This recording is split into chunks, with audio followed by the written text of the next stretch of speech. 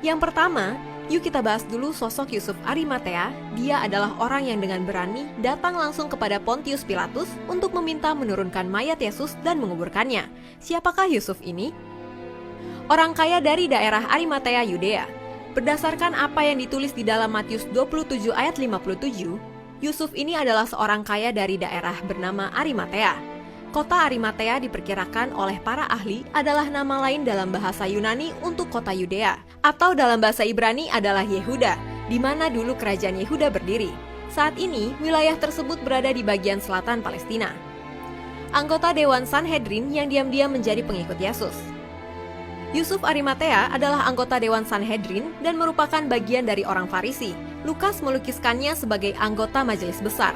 Jadi, ia bukan hanya kaya, namun pada masa itu ia memiliki pengaruh dan berkuasa.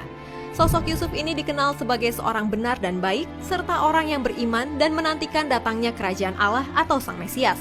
Walau Alkitab tidak menuliskan dengan jelas tentang imannya kepada Yesus, tindakannya menunjukkan bahwa kemungkinan besar ia melihat sosok Mesias itu pada diri Yesus.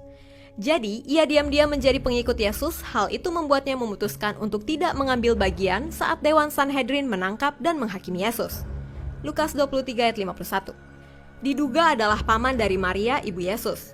Lukas 23 ayat 52 menuliskan bahwa ia pergi menghadap Pilatus dan meminta mayat Yesus. Berdasarkan laman bbc.co.uk, pandangan bahwa Yusuf Arimatea adalah paman dari Maria, ibu Yesus, adalah tradisi masa itu bahwa pria tertua dalam keluarga yang bertanggung jawab untuk mengambil jasad seorang terhukum. Jadi, karena ia berinisiatif untuk menguburkan Yesus, diperkirakan ia memiliki hubungan keluarga dengan Yesus, mengingat saat itu Yusuf suami Maria dipercaya telah meninggal dunia.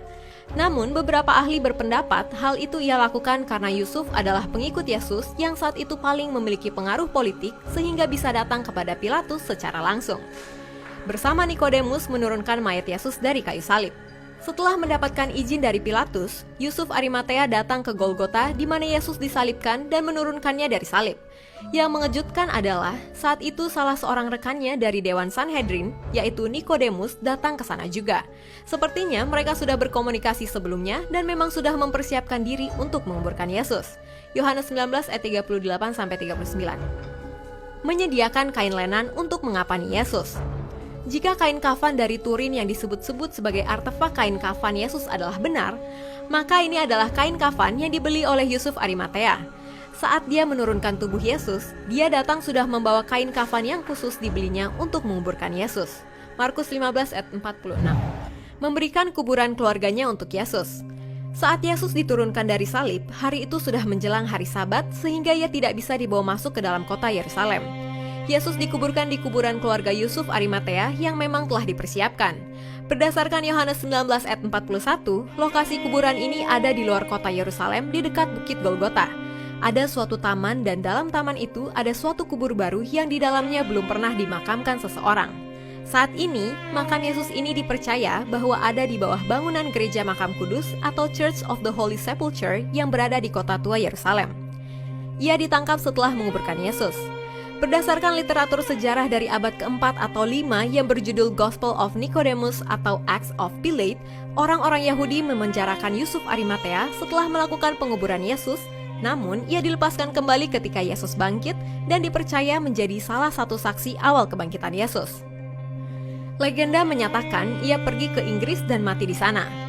Para ahli yang menyelidiki hal ini tidak menemukan bukti otentik kecuali tulisan yang tertanggal pada tahun 1300-an, di mana Yusuf Arimatea dipercaya mengunjungi wilayah barat Inggris, di mana ia memberitakan Injil dan membangun kekristenan awal di Inggris.